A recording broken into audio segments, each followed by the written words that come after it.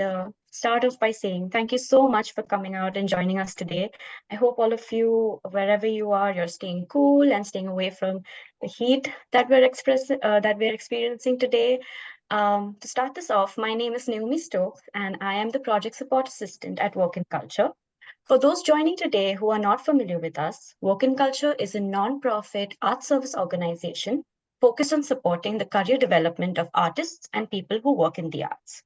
I am joined by my colleagues Stephanie Draker and Brianne D'Angelo, who will be providing us with tech support today. We work towards bridging the professional development and business skills gaps in the arts and culture sector in support of all disciplines and creative practices. Now, most people know us for our very popular job board, which is curated specifically for the arts and culture community, but we are so much more than that. We conduct workforce research, we create and host career resources, and we adapt and deliver training such as the programming that you are part of today. This webinar is part of WIC celebrating 25 years of service to the sector.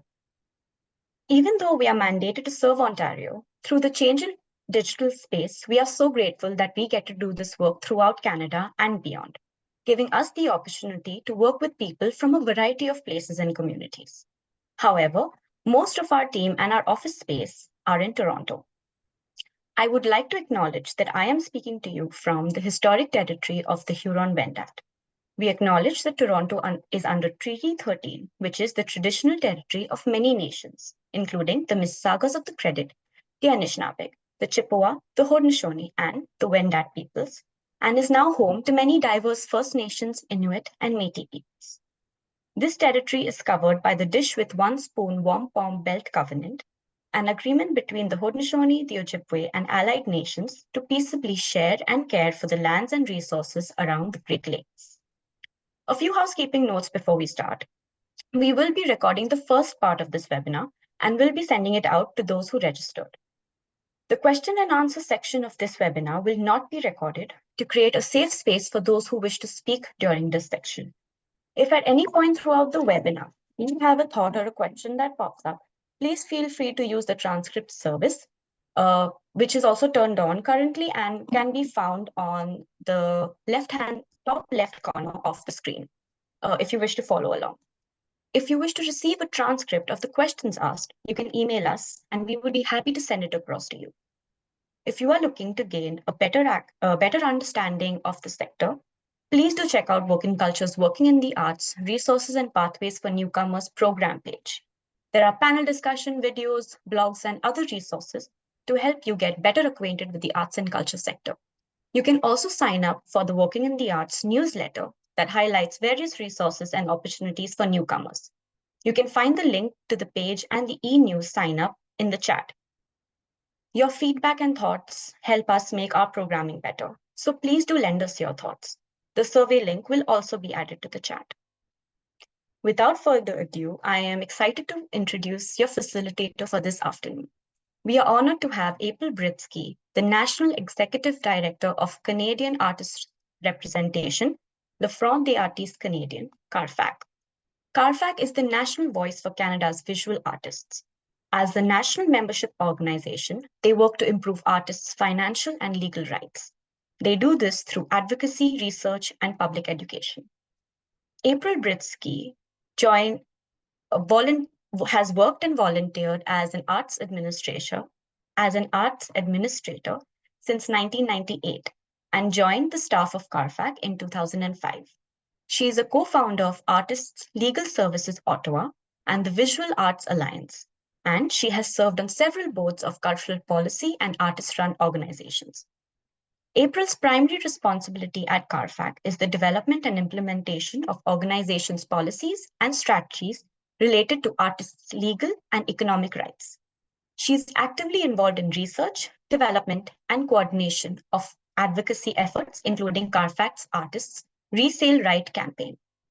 She assists with negotiating collective agreements for visual and media artists under the Status of the Artist Act, as well as other national voluntary agreements and presenters.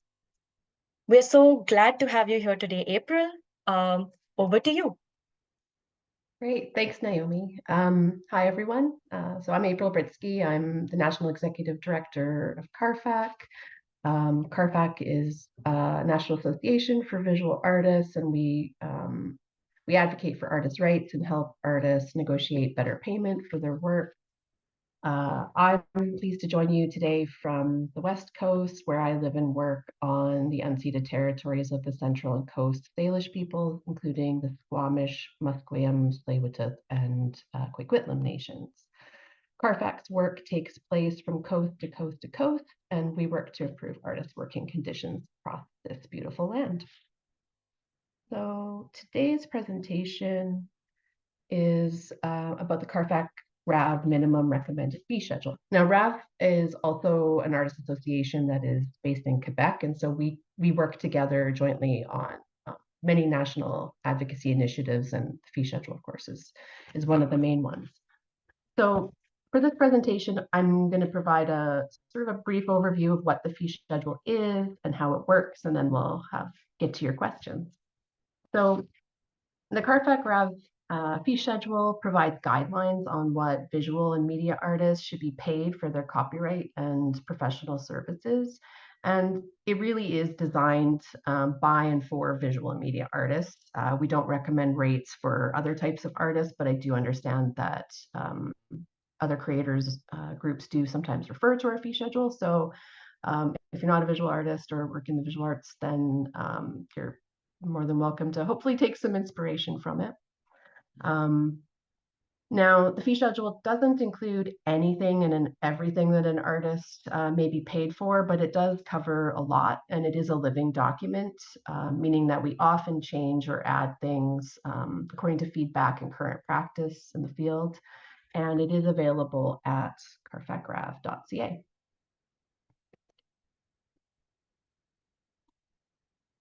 So what does the fee schedule apply to? Well, Canadian copyright laws provide artists with the right to be paid for exhibitions and reproductions of their work, and most public funders require that museums and public galleries pay royalties and fees according to our guidelines. An exhibition or screening royalty is payment for the public presentation of an artist's work. A reproduction royalty is payment for the audio, visual, digital, or print reproduction of an artwork. Professional services fees are not copyright, but it is compensation that an artist receives for work carried out by an artist as an artist. Our royalties and fees don't include everything, not even under copyright. Every day I'm asked new questions about fees that we don't currently have. So I'm sure you'll have some of those today even, but I do want to point out that our guidelines do not include costs associated with equipment that should be provided by a presenting organization or an artist. It doesn't cover publication costs, insurance, shipping of an artwork, costs related to the production of an artwork, or an artist's travel and accommodation expenses or per diems. These items are things that should be potentially compensated for, but it would be in addition to artist fees. Fees are based on an institution's operating budget, and so we've spent a lot of time figuring out what that actually means, and through consensus with different presenting organizations, we've defined it as an organization's total revenues averaged over the last 3 years. And if you have any doubt about what that means, if you're an organization, if you work in an organization that reports to CADAC, you can use line 4700. It's a new development that most funders in Canada are now using. If you have a broad purpose, such as a municipal building with a gallery, then you would only use the visual or media arts presentation space to determine the budget or category. So as I mentioned, the fee schedule is a living document and it is updated regularly. And one of those things it does include is an annual increase. The rates change every year, and when we make a proposal for changes, we try to include several years in that proposal to make it easier for people to plan ahead. Having said that, last year we had a consultation process to prepare a proposal for changes from 2024 to 2027, which was approved by our members. Traditionally, our fee schedule increases by 2 or 3% annually, reflecting the cost of living increases, but nobody can really predict the massive cost of living increases we've experienced over the last few years.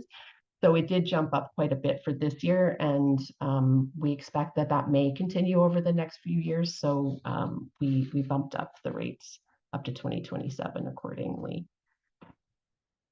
Our rates are also a minimum standard. What that means is an artist may request a higher fee, and institutions should always be prepared to pay more if their budget allows, especially if an artist lives in a community where the cost of living is significantly higher than others.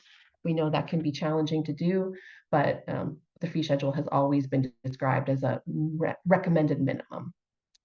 In practice, I understand in many cases it's viewed as a maximum, but or the fee. But it's always good to have some leeway where possible.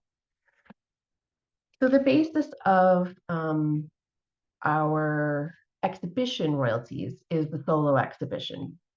So a percentage calculation has been adopted for other types of shows like retrospectives, small projects, or installations, but the solo fee is sort of where everything started.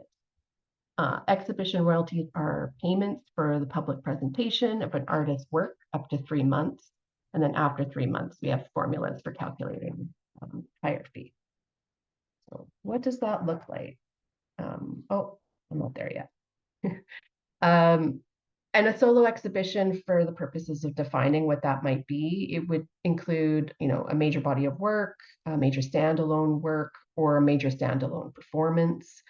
It includes work by one artist that spans less than 10 years of production, and definitions for other types of exhibitions are found in section 1 of our fee schedule in the guiding principles. This is what they look like currently. These are our current rates for solo exhibitions in Canada. Category 1 is for presenters operating budgets under $500,000. Category 2 is between $500,000 and $1 million. And category 3 is for presenters with budgets over $1 million. If you're not sure what a gallery's category is, and we do often get asked, like, how do I know what a gallery's category might be? Well, I mean, you could ask, but I would say, generally speaking, there are a few ways to probably figure out. I would say most artist-run centers are category 1 or 2. Most category 3 galleries include their financial statements on their website. If a gallery has 30 staff, they're not category 1. There's sort of different ways to kind of figure these things out. There's no exact science other than asking, but yeah, those are some sort of general rules to help you figure out where it might fit. We also have categories for 2 types of international exhibitions. International 2 is for major exhibitions, such as shows where the artist is officially representing Canada with several funding sponsors. International 1 is for exhibitions that are held in cultural centers, embassies, and other spaces organized by a federal agency abroad. Now, additionally, we also have a separate fee schedule that we negotiated through a collective agreement with the National Gallery of Canada. That's a whole other presentation that I can talk about in future, because we have status of the artist legislation federally in Canada. CARFAC and RAV are able to bargain collective agreements with federal institutions, and so far, the National Gallery is the only one that we have served notice to bargain with. We've had an agreement since 2014. It's been renegotiated, and we're about to go into a new negotiation with them. But yeah, this is sort of just a snapshot of the main pieces of the exhibition fees that are currently in place. And as you can see, a temporary show is considerably higher value than what I described with galleries 1 to 3 previously. And the Venice Biennale rate is pretty comparable to our gallery or international 2 rates. So yeah, the rates that we have with the National Gallery include several types of solo space shows and spaces in different sizes and contexts. And because it is a collective agreement that we negotiated, the gallery can never offer less than what we negotiated on behalf of artists. They can pay more if an artist negotiates that, but that agreement is a little bit different in the sense that they can never ever offer less. And they now, because of the collective agreement, they do pay significantly more than they did before, sometimes 3, 4, or 5 times more. So yay us. And then there are many other types of exhibitions as well. So our exhibition fees are all found in section 1 of our fee schedule. Solo fees are A.1 and then A.1.2 to A.1.8 include guidelines for various other types of shows, such as touring shows, group exhibitions, permanent collection exhibitions, performance presentations, exhibitions in other public spaces, which includes things like libraries and cultural center or community centers, things like that. Exhibitions with art for sale is a new one we introduced last year, which I can get into if you have questions about that. It's an interesting one. And then exhibitions of reproductions. And then section A.2 applies to screenings of single channel film or video works or the presentation of audio works, and descriptions for how all of this works is in the fee schedule. But I will say that, single screenings and presentations pretty self-explanatory. Multiple screenings are if something's on a loop and being presented in a space. Package screenings for shorts is where at a festival there may be a whole program of very, very short films and videos or audio works that are presented together. We have add-on fees if something is presented in person at a venue as well as online. That's a new one that was developed by the Independent Media Arts Alliance, which we liked their guidelines. And so we adopted them a couple of years ago. And then similarly, on-demand screenings and presentations where something is available just to watch online and you can watch it anytime. And then section A.3 applies to the presentation of an exhibition on the internet in various forms. So literally a virtual exhibition. Good old COVID, we now have an on-site and virtual exhibition option, as well as virtual tours of a show and a virtual tour of a permanent collection. And it's funny because when I first started working at CARFAC, we had rates for virtual tours, but they were developed probably 25 years ago when virtual programming was just a funny little add-on that galleries might do. And then we had to develop entirely new guidelines in 2020, where that was the only way people could see art. So it has changed over time. Like I said, it's the living document. Or as I like to describe it, it's a choose your own adventure book. It's like, if you're doing this, check this section. If you're doing that, it's fun. So that's exhibition or screening programming. As I mentioned, we also have rates for reproductions because art can be reproduced in many different ways. So we have payment guidelines for commercial and non-commercial uses in sections 2 and 3 of the fee schedule. A reproduction royalty, as I said, is payment for reproductions of art, including audiovisual, digital, and print. And unlike exhibitions and screenings, we don't currently recommend different rates for reproduction royalties according to the institution's budget. But although the rates we negotiate with the National Gallery may be slightly different in some cases. But I would say that the bigger the institution, the more reproductions are more likely. So it sort of works out in a way. So our non-commercial reproductions, these depend on so royalty amounts depend on whether uses for commercial purposes or not. And when I say commercial, I don't mean like something's necessarily being sold. It may also have an advertising component. So for non-commercial reproduction rates, these are used when a work is being reproduced for itself as a work of art or in order to promote an exhibition that is happening, that kind of thing. Commercial reproduction rates are used when the work is reproduced in connection with a product or an institution, possibly to advertise a business. So, the example here is an image on a mug that's used to advertise a business. You might sell the mug, you might not, but the whole purpose of the image on the mug is to advertise the services of a business. So we would consider that commercial.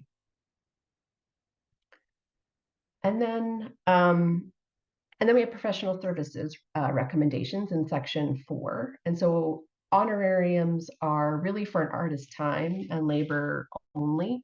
It's for work that's carried out by an artist as an artist. We don't set rates for other cultural workers or other types of artists, such as dancers, musicians, writers, or actors. There are unions and organizations that do set guidelines for rates of pay for these types of artists. I do know that in many cases people do still refer to our rates, but our professional services fees were designed for visual and media artists. And when artists have an exhibition or they take part in a creative project, they may carry out many different tasks that they should be paid for as an artist. This may include participation on a jury, installing artwork, writing tasks, or preparation of support of an exhibition. This is not an exhaustive list, and compensation for other activities should be negotiated, and what we do provide may be helpful to help guide that process. In most cases, we don't recommend different rates for professional fees according to the host's organizational budget, but there is one exception, I think, with speakers' fees for media arts. So some professional services include hourly wage recommendations. That's a new thing. We typically don't do that, but that's a new change that happened this year for writing and prep work that sometimes artists are asked to do, but most others are based on half-day or full-day rates. And the half-day rate is a flat fee that applies to work that's done up to 4 hours in duration, and we don't recommend that it be prorated because a lot of this work takes far more time to develop than the 10-minute presentation you may be asked to give. We recommend certain things to be half day, full day. So for a solo presentation, it would be 500. For a full day over 4 hours, it would be 700. For work that's carried out over a period of 3 days, a flat rate should be negotiated, which shouldn't be less than 3 times the daily rate. Oops. Oh, yeah, there's some of the others that we have there as well. So you can see we do have the hourly rate for writing and preparation. So that was a very quick overview of a very complex document. And it is far more detailed. And so when you review our website, I really recommend reading the guiding principles at the start of each section just to provide some additional context for our rates of pay. If you're looking for a fee that isn't in the fee schedule, definitely get in touch and we can help you figure out something that might be appropriate. We're looking at creating a fee clinic for this purpose, hopefully later this year, just because we do regularly get contacted by mainly arts organizations asking for rates that we just don't have. And after 19 years of doing this, I still get contacted almost daily for things that we just don't have rates for. So that's why it's so long. But at the same time, we've also started a new Fee Fridays campaign last year. You can check out our Instagram and Facebook accounts each Friday, where we simplify different sections of the fee schedule in really short snippets of this is what this rate applies to and the principles that are behind it. We provide tips on how to calculate fees, provide some examples, and try to give a better understanding to complex sections within the fee schedule. We also offer bilingual bi-weekly Fee Fridays newsletter for those who prefer it in that kind of format. So I'll share a link to this at the end, just so you can, if you're interested in signing up for it. Mentioned fee schedule is a living document, and we acknowledge that many really good suggestions came through our recent consultation process that really would require further research and consultation. Recommendations included the development of new rates for community engaged practices, artist residencies, Indigenous elders invited to participate in arts programming, reproductions of art and low budget films and videos, and fees for other freelance cultural workers such as curators, technicians, and teachers.